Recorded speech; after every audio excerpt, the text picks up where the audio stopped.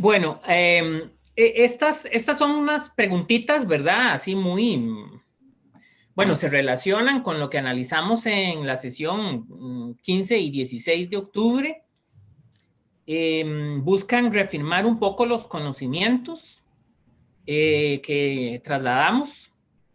Y digamos, en este caso, ustedes recordarán que hablamos del SINAC, ¿verdad? El SINAC, Sistema Nacional de Áreas de Conservación. El SINAC forma parte de una estructura, ¿verdad? Entonces, no sé si alguna persona se anima a hacer algún comentario o algún recuerdo de lo que pudimos haber dicho en esa oportunidad. A ver, alguna o algún valiente. Esto para introducir el tema, ¿verdad? Digamos, cuando hablamos del SINAC, estamos hablando de una institución relacionada con el ambiente, ¿verdad? Según las normas, ¿verdad? Acordémonos que yo les hablo desde el punto de vista de las normas.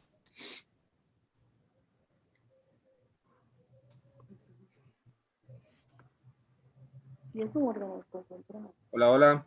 Aló, aló, sí.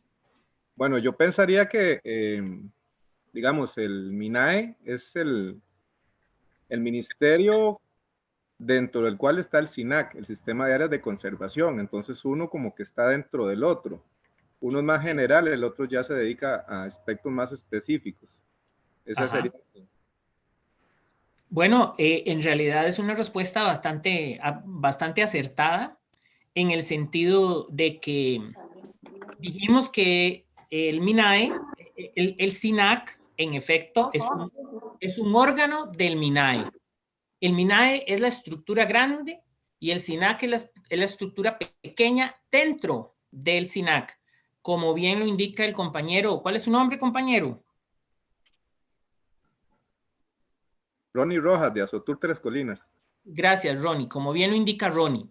Recordemos que el SINAC es un órgano desconcentrado del MINAE.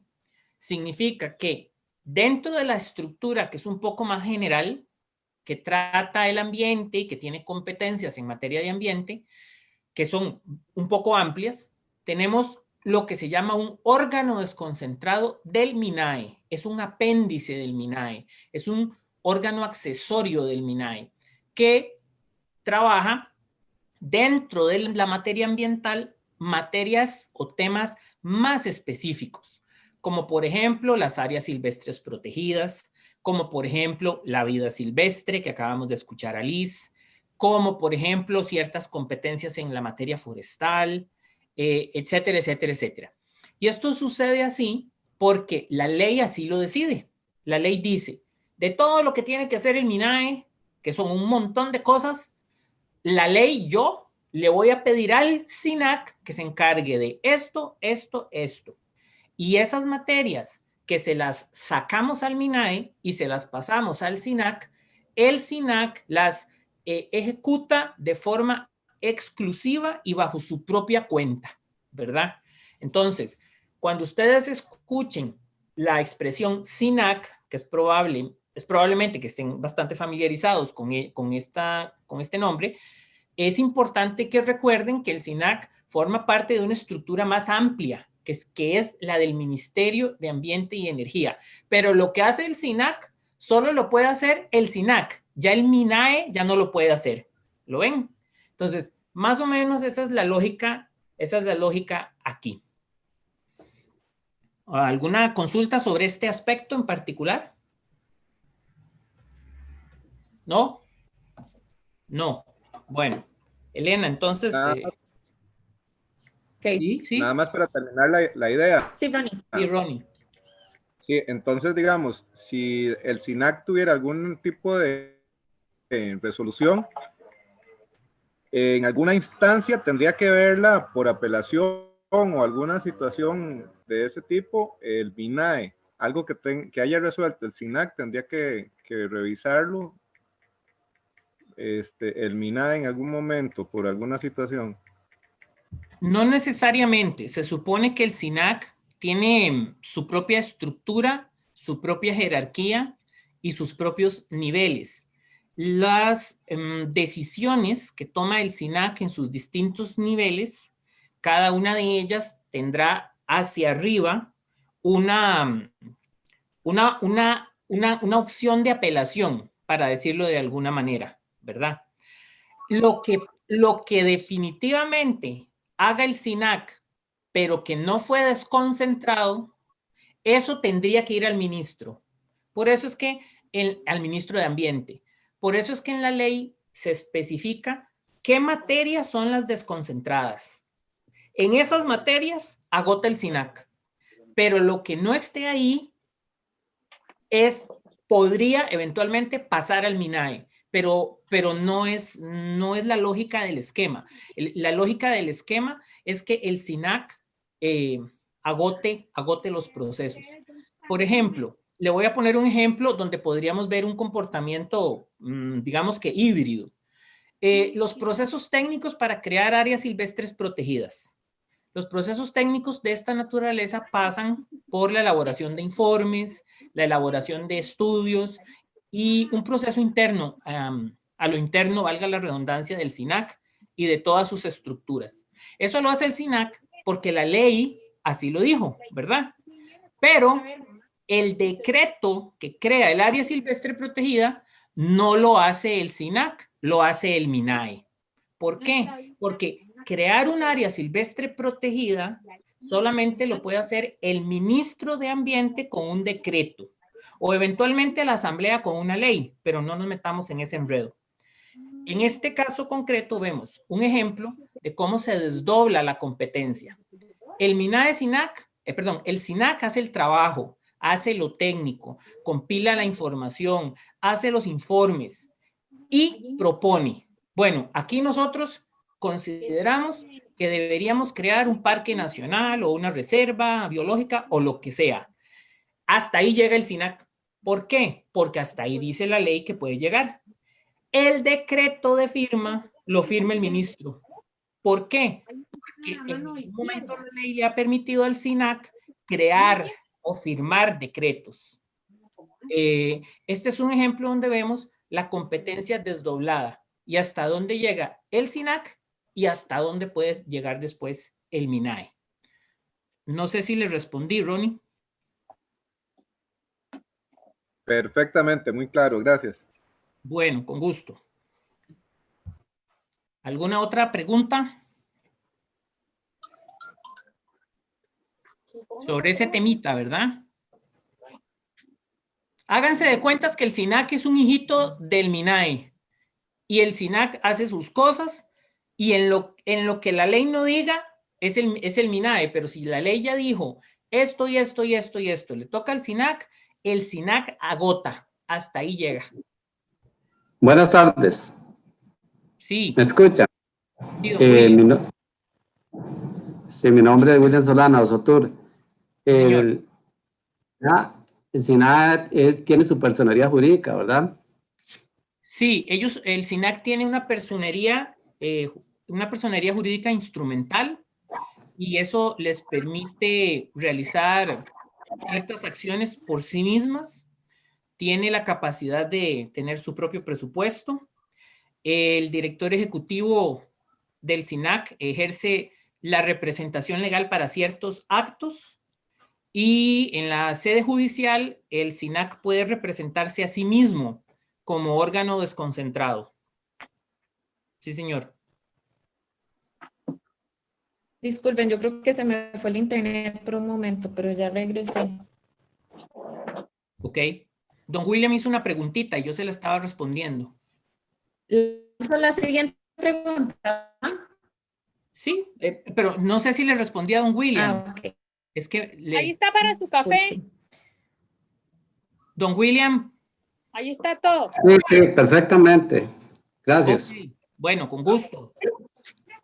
Bueno, entonces, Elena, si quiere pasamos. Que agua y café, me parece. Okay. Bueno, el siguiente temita, la preguntita o la afirmación es esta. ¿Se puede aplicar, se puede conceder o aplicar una concesión de servicios no esenciales en una en una reserva forestal o en una zona protectora?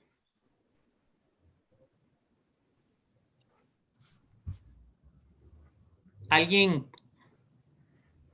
más o menos tiene alguna noción de lo que es? Este temita lo abordó con mayor detalle Marta en la sesión anterior.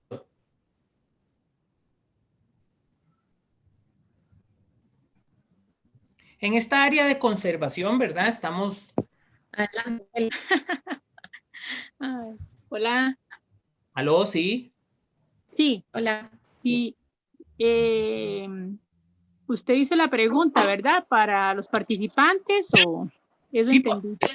para ustedes, claro, sí. Si alguno, Ok. si alguno o alguna quiere aportar. Ok, bueno, buenas tardes. Buenas tardes. Lo que a mí me parece es que si la zona protegida o la reserva forestal es administrada por el SINAC, puede ser concesionada por SINAC. Ya si es otro ente el que lo administra, bueno, del Estado, sería negociar con ese otro ente del Estado.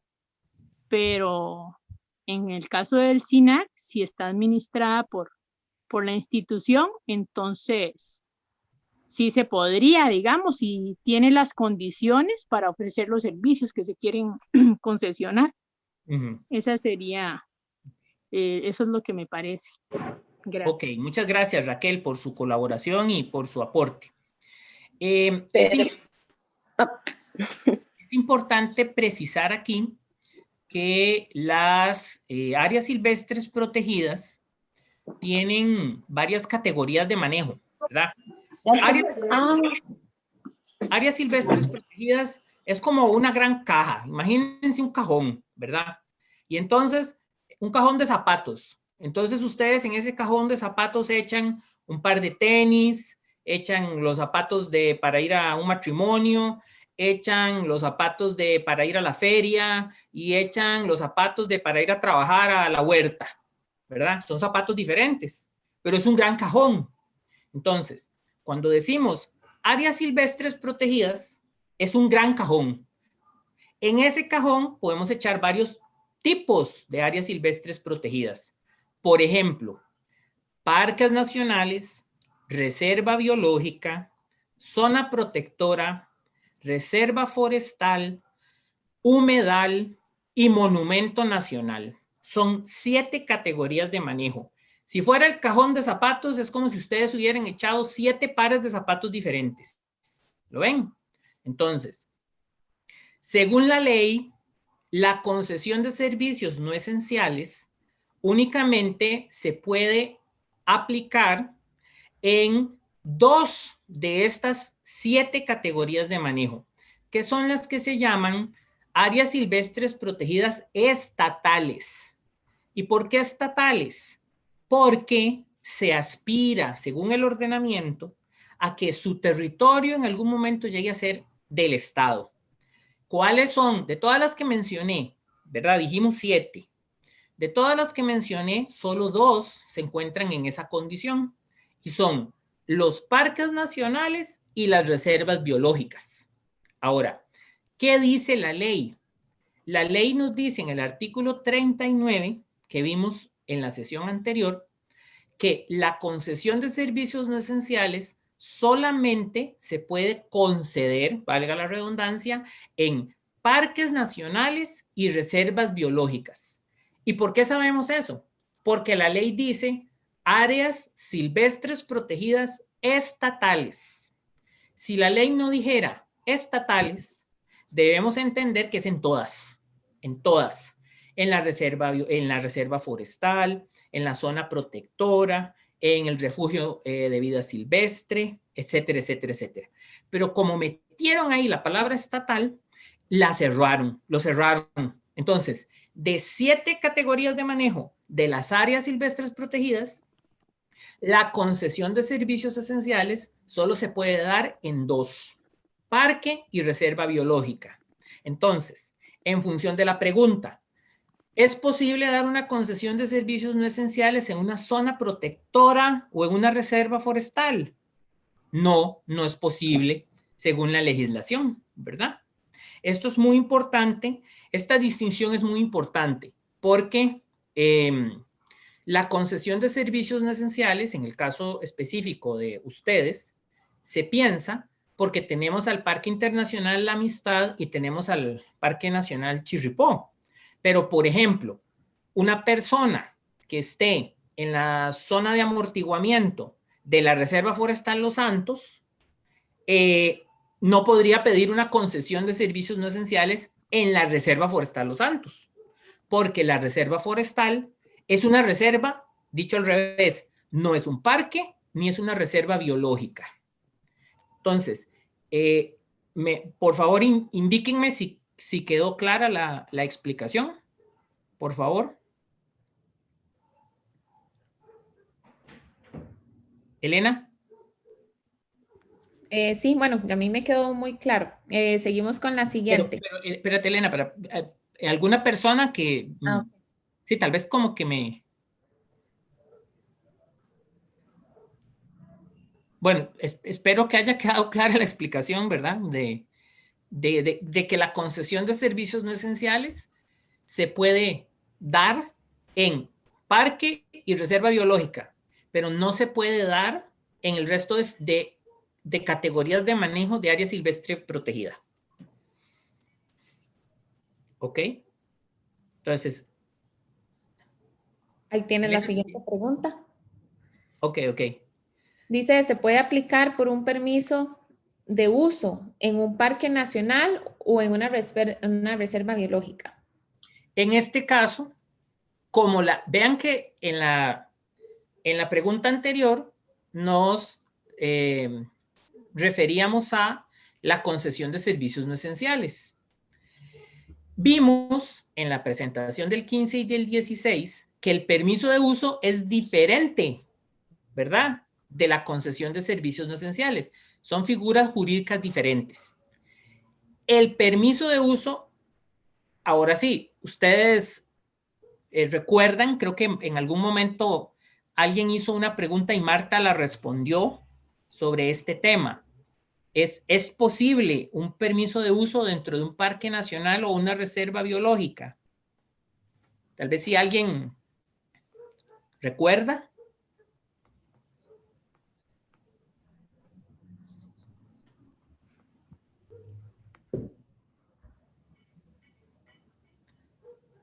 Bueno, sí es posible.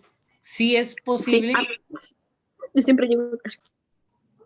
Sí es posible optar o solicitar un permiso de uso dentro de parque nacional o reserva biológica, porque el permiso de uso tiene características distintas de la concesión de servicios no esenciales.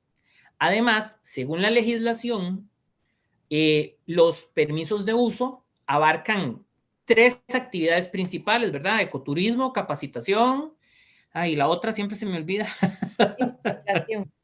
Investigación. Gracias. Investigación, capacitación y ecoturismo. Según la legislación, esto es posible realizarlo dentro del patrimonio natural del Estado. Y dentro del patrimonio natural del Estado entran o entrarían, con algunas excepciones, todas las categorías de manejo. Nuevamente, parque nacional, reserva biológica, reserva forestal, humedal y refugios nacionales de vida silvestre. Entonces, sí es posible que las personas interesadas en un permiso de uso lo gestionen dentro de los límites o para realizar la actividad permitida dentro de un parque nacional o una reserva biológica. Según la legislación o según el reglamento que existe para esta materia, bueno, ya dijimos, hay 3 usos principales. No nos vamos a meter con el agua, que es un 4.º uso, pero ese es un enredo. Entonces, quedémonos con los otros usos. Investigación, capacitación y ecoturismo. Estos 3 usos, a su vez, en el reglamento, tienen distintas actividades autorizadas, que kayak, que rappel, que no sé qué, ¿verdad? Ahí vienen un montón en la legislación. Entonces, las personas pueden definir o pueden optar por alguna de estas actividades dentro de los 3 usos autorizados en el patrimonio natural del Estado. Y recordemos que dentro del concepto de patrimonio están todas las áreas silvestres protegidas, es decir, parques nacionales, reserva biológica y todas las otras que ya mencionamos.